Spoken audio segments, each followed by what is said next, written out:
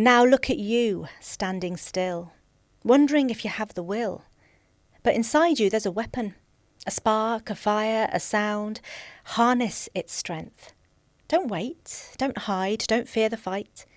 Let it rise from the deepest part of you. Let it echo around the earth, a sound that moves the stars and shakes the ground beneath your feet.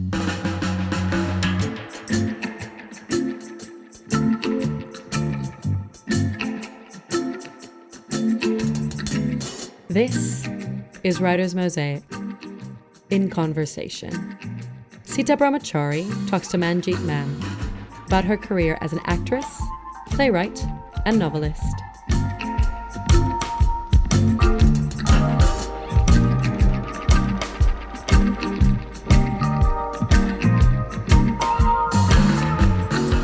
I want to talk about your extraordinary career as an actress, as a playwright. I think you've got 2 plays under commission at the moment with National Theatre Scotland. Yeah. And as the free verse novelist of 3 YA novels, which 2 of which we're really going to discuss today.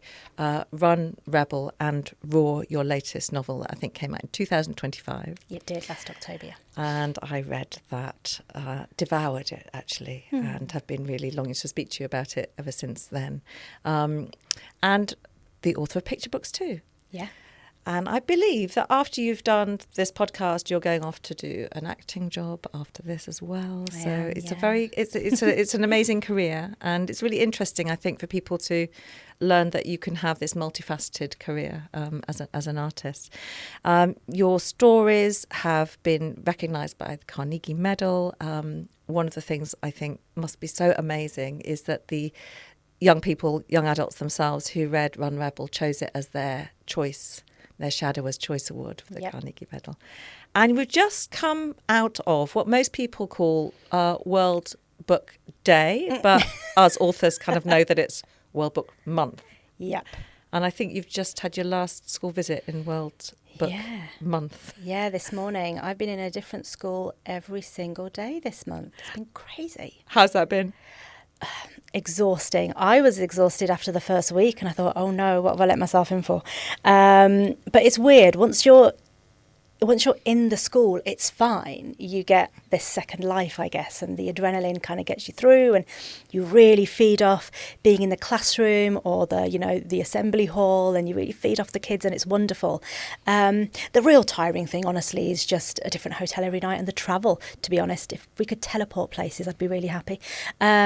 But once you're in the schools, it's great, and you feed off that wonderful energy that kids have. So what sort of age are your books, your free verse novels for? So it's secondary school, and my usual go-to are the year 9s.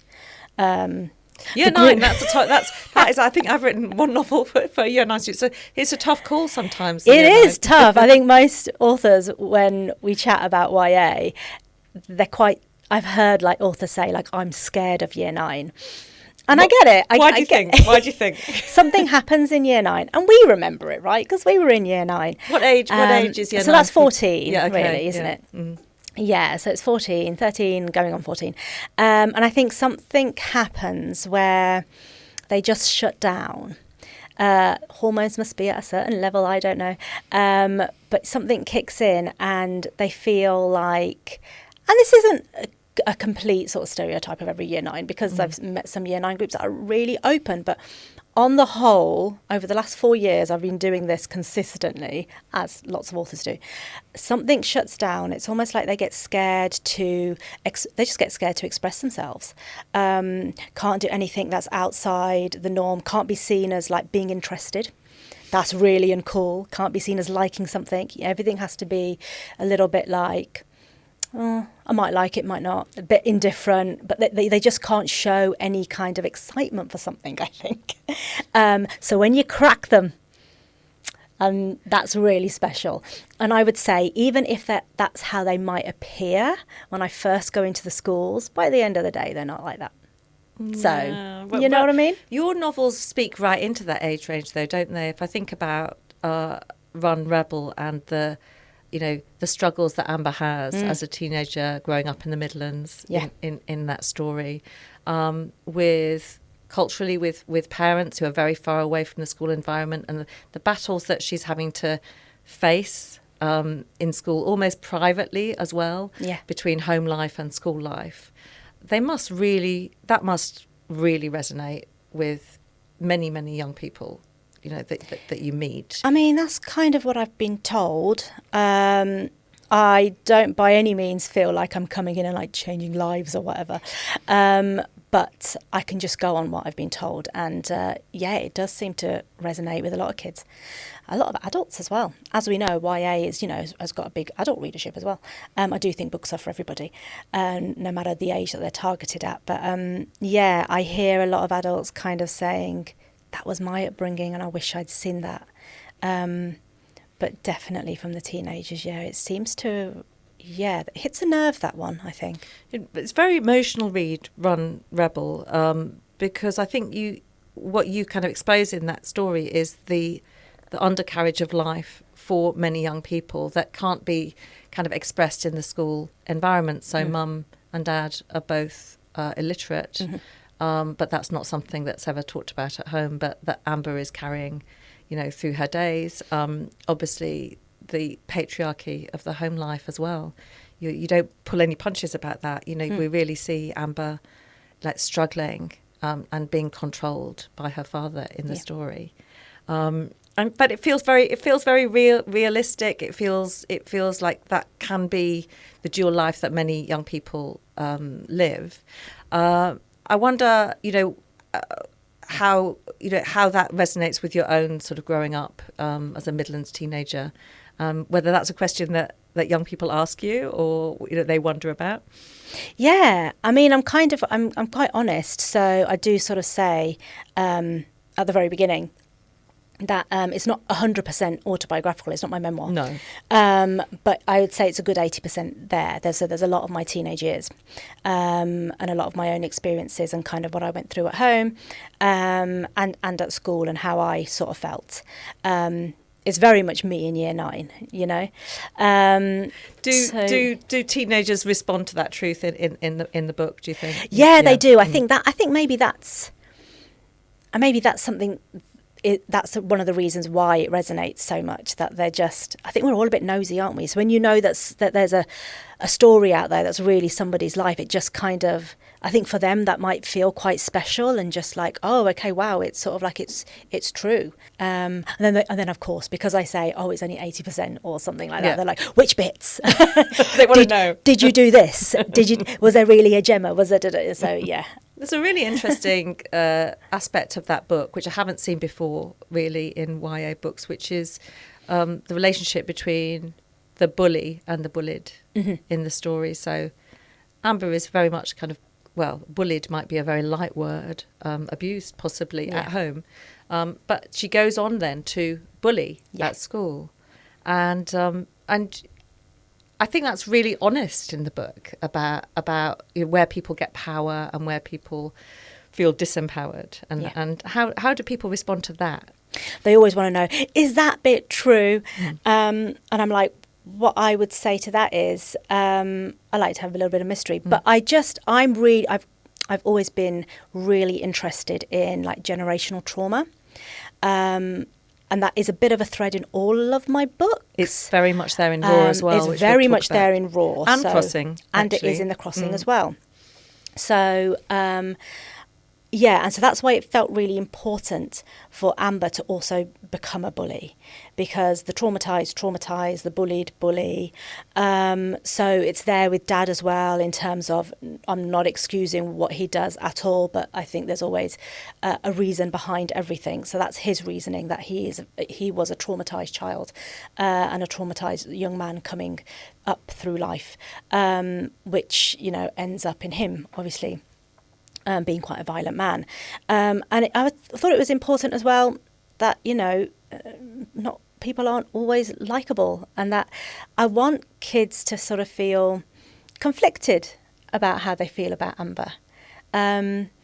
Because she can't just be this heroine and just like, just brilliant and courageous and wonderful. And she is those things. But also there's this kind of rub of like, but she's a bully. She's making someone's life hell. And I just really wanted to present that as a conflict for young people, because we're not inherently good and we're not inherently bad. Most of us are just in the middle, and sometimes we sway towards one side or the other, depending on what's happening in our lives. And I just sort of think that's a really important conflict to kind of present. The fact that is so important in the kind of binary world of the way things are presented absolutely. through social media. And so it's written, all of your novels are written, for young adults, are written in free verse. Yeah.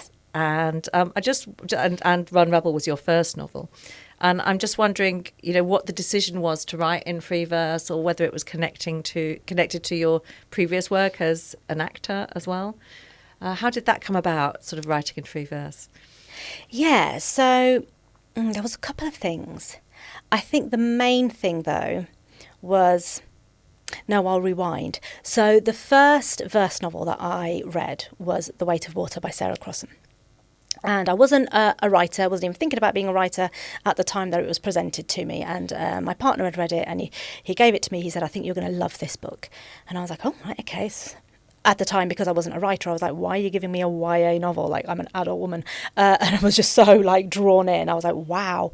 I'd never seen a book presented that way, and it kind of blew my mind.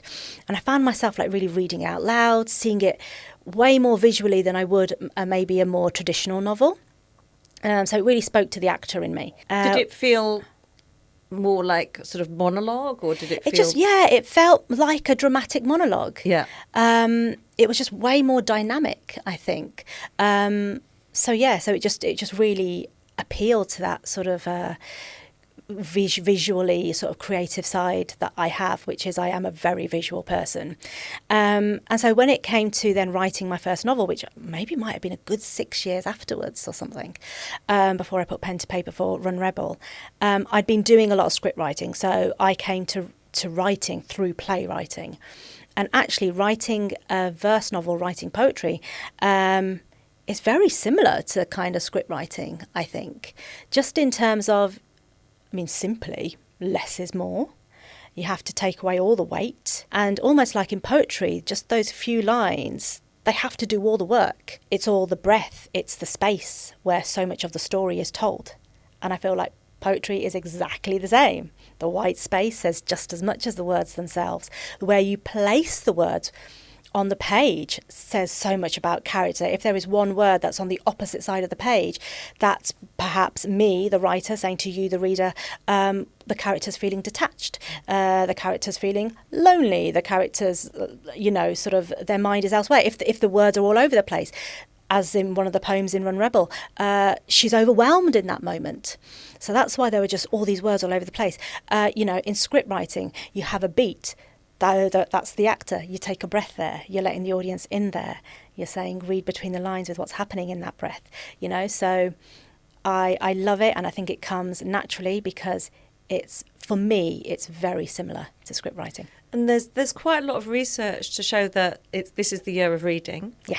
And trying to have a boost in young people who have kind of fallen out of love, it seems, with a lot of reading, especially as you get towards that year 9 point in school where perhaps exam pressure is on. And I often hear people saying, I don't have time to read for pleasure now, which is a real shame. So you're writing right into that age.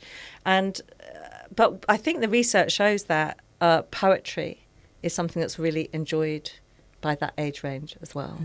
So I imagine it's quite a visceral experience for readers to kind of be able to read a story in one sitting sometimes. Yeah. There's a lot of space, isn't there, in free verse writing, and in that space you let the reader in. Yeah. And I think that's partly the magic. Can we hear a little bit from the beginning of Run Rebel? Yeah, absolutely.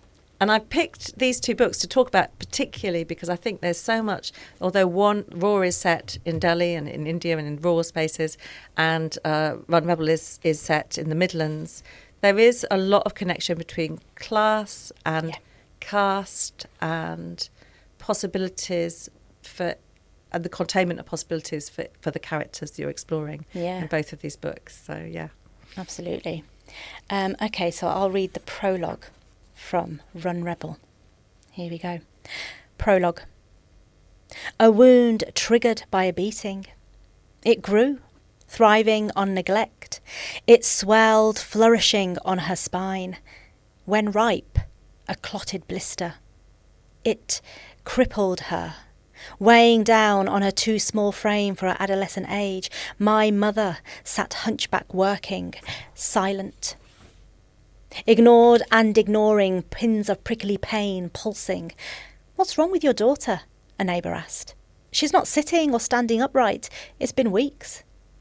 My grandmother looked at my mother, as if she were observing her for the first time. My grandmother fell to the floor, crumpled like a sheet falling from a washing line, my mother tells me. Slumped on the back of a motorbike, my mother travelled along dusty dirt tracks through several Indian villages to the nearest hospital, the poison drained, the rotten flesh carved, gouged, burrowed out. My mother concealed her anger. Her mother showed no remorse. The wound, now a scar the size of a fist, a crater buried between shoulder blades. It's the curse of being a girl, my mother tells me. You're the property of your parents, husband, brothers. You endure. Never question it. I question it. You really question it in your novels. It just keeps coming. It keeps coming back. And obviously, you know, in the times that we're living in now, in which we're seeing, you know, so much the rise of misogyny and sort of the normalisation of vile behaviour towards girls and women, especially online. Yep. But in everyday life as well, we hear it from leaders of the world too. I imagine that your books are really resonating with a lot of young women, but also young men, boys in classrooms as well. Your books seem to ask the boys, the young men, to step up. So David, who's the kind of romance in Run Rebel, he steps up, doesn't he? Yeah, he's a good guy. As is Jas, so Ruby's husband. Indeed. And it was really important for me to not sort of write a book where it's like all men are bad. Like it is just Dad, and the reasons why Dad does what he does are his own. And again, like I said, I don't excuse his behaviour at all, but like Jas is a good man and he wants to do better. But, you know, has his marital problems with Ruby. And then you've got David, who is kind of like, the kind of younger sort of young boy who wants to step up and support his classmate. Support, exactly. Yeah. And help her to run. Yeah. A theme we're gonna look at these connecting themes between Raw and Run Rebel, but the theme that seems to keep coming back in your stories, and I think it maybe was part of the sort of genesis of Run Rebel, is the freedom that comes for Amber in running and physical release. And she runs, if she's not allowed out of her home, she's running up and down the steps, isn't she, inside, to get rid of some, some of the kind of stress and emotion that she's facing. I understand that you formed a running group as part of the creation of this book. How did that come about? Yeah, so it was before it actually. So I started up a not-for-profit called Run the World, where at the time I was working in Birmingham with a group of women who were sort of survivors of domestic violence. And we would meet every week and we would go for a run around the park, and then we would come back and we would do creative writing exercises. And at the end of our time together, which was almost like a good 6 months, they created their own personal stories, and they recorded an audio walk. So we partnered with the Birmingham Repertory Theatre, and we had this audio walk going around the park where the women anonymously recorded their stories, and people could take the same route that the women had ran, and as they were taking that same route and sort of walking that route, they could listen to their stories and hear how the women kind of like grew in those 6 months in confidence and courage and sort of like belief in themselves, and how their lives changed a little during that time. But Run Rebel did coincide with that. So that group really helped in terms of the writing of Run Rebel. One of the aspects of the book that Amber finds, it's in this year of reading, she finds this book, The Anatomy of a Revolution. Yeah. And the book is set in sections of the stages of that revolution. Yeah. How much is writing a rebellious act for you? Oh, I guess a big one, even though I've never really thought about it like that. I guess I see it as my kind of like activism, I guess. That's what I've always sort of like called it. I always sort of say, oh, I'm not one of these brave people that can stand on a stage and make those big speeches. You know, I'm not a Greta Thunberg. I'm not a Malala. That's not me. I'm not a social media activist. You'll never see me sharing anything online. I kind of try and actively stay away from it. But when there's something going on, either just personally in my own life, like Run Rebel, Raw, or it's going on outside the crossing, again, also Raw as well. With the refugee crisis and the hatred and the hostile environment. And where I was living at the time in Kent. In Folkestone when you wrote Crossing. Yeah. So that was really inspired by, my time living in Kent. The way I rebel, I guess, is through work. So it will be in a book. I'll try and write a TV show about it. I'll write a play about it. That's what I do. So I don't know if that's like seen as, I see it as quiet activism. You went on to write Crossing as your second free verse novel, which did extremely well and had amazing critical acclaim, and obviously written into this hostile environment towards refugee people. I think it really moved me, that novel. And then your third novel is Raw. And the reason why I really wanted to talk about the connection between these two novels, because one of them set in the Midlands and one of them set in Delhi. And yet when I read Raw last year, I think it was, I did feel this sort of fire in my belly reading this story. It's called Raw. It has this rage about the treatment of women not being protected by governments, contemporary governments, not being able to speak out, but also the great inequality of the caste system in India. Would you mind just reading a little bit of the beginning of that novel? So this is from the prologue again. I do love a prologue. The warrior within.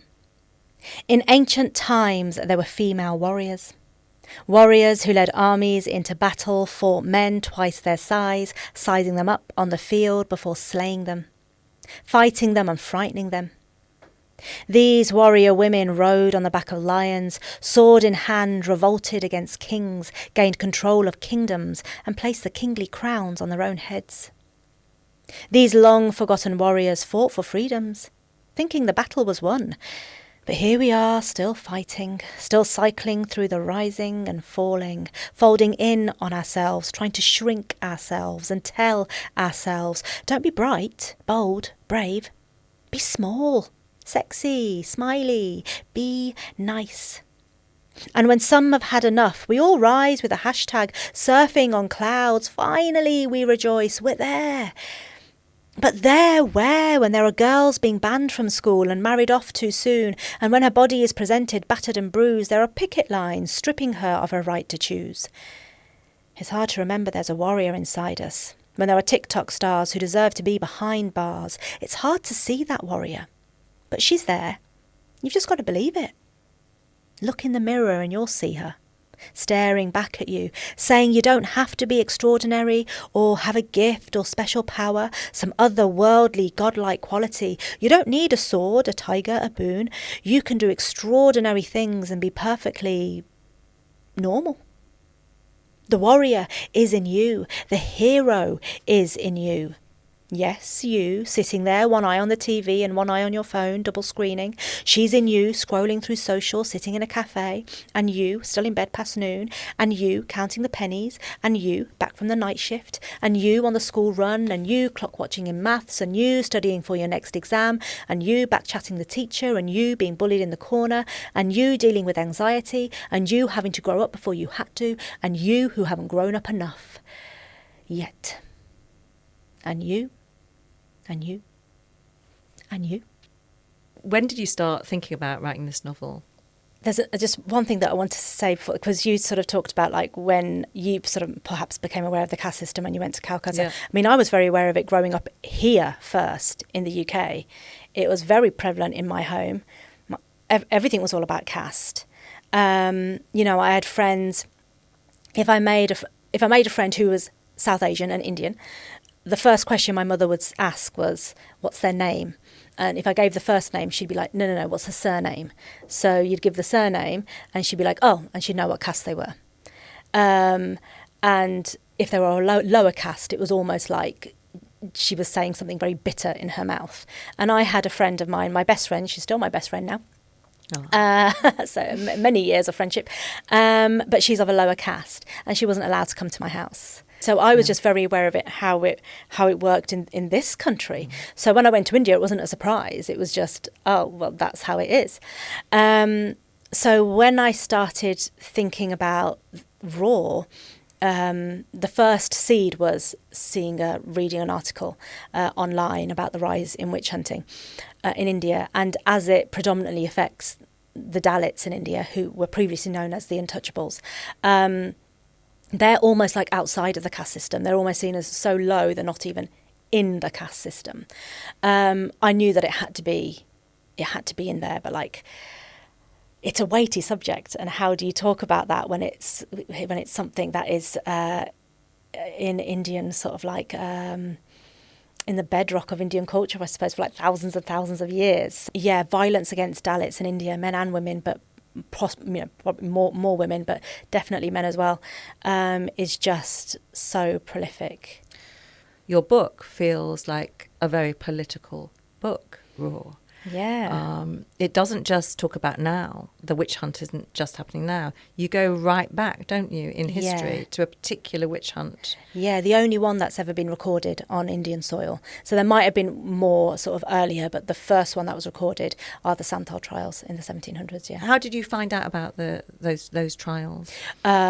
Going to the British Library and doing many months of research. And when I found it in a book, it was like I'd struck gold. But in terms of Raw, like I always sort of say in schools, set in India, but it's a universal story. Shalini says to Rizu, witch hunts are happening all over the world, just depending on where you're from, it presents itself in a different way.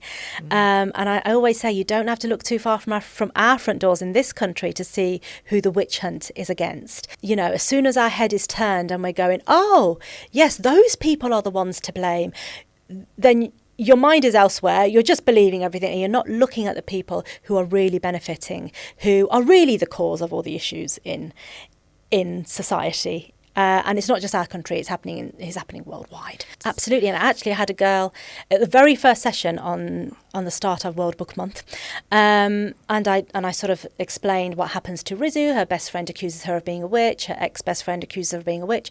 Because she thinks she's stolen her boyfriend. Because she thinks she's stolen her boyfriend. The argument's captured on phones, and everybody starts to believe that she's a witch, and it starts in the school and then spreads to the whole community. And there was just this one young student, and she was like, but how? Why would people believe it? Like, she just sort of thought it was ridiculous. And I said, I can see how you would think it's ridiculous, but look at how many people turn out onto the streets in August 2024, for example, all the hate marches, all the sort of like far right racist marches that were going on up and down the country. That's misinformation that was spread on social media. And look how quickly that spread. And suddenly you're having people burning down hotels where there are humans inside, but you're told that they're evil and that they are nothing, and the language that is used dehumanizes them to such a point that thousands of people take to the streets and think that it's okay to torch it. And she was just like, you could just see it sinking in and just clicking and like, oh, I see. So as soon as you start to, in this case, call somebody a witch, and then it sort of spreads to the rest of the home, then it's the mother's a witch, and actually she started this curse a long time ago, and suddenly it all just sort of spreads. This family is dehumanized, and so it's okay for an angry mob and a witch doctor to come to the door with tragic consequences. At the end of Raw, it's this, I know you said you love a prologue, but you also love an epilogue. I do love an epilogue, yeah. I don't think it's a spoiler for the plot to ask you to read the epilogue, because I think it just shows you a little bit the journey the epic journey you take us on. Yeah, I hope so. In this novel. And yes, this is just the very end of the epilogue, because otherwise it'll be a massive spoiler. But here we go. The warriors roar. Now look at you, standing still, wondering if you have the will. But inside you there's a weapon. A spark, a fire, a sound. Harness its strength. Don't wait, don't hide, don't fear the fight. Let it rise from the deepest part of you. Let it echo around the earth, a sound that moves the stars and shakes the ground beneath your feet. So rise, my warriors, rise. Create your ripples. Let them spread, let them soar, and change the world forevermore, because even the smallest ripple can become a wave, and every whisper a roar.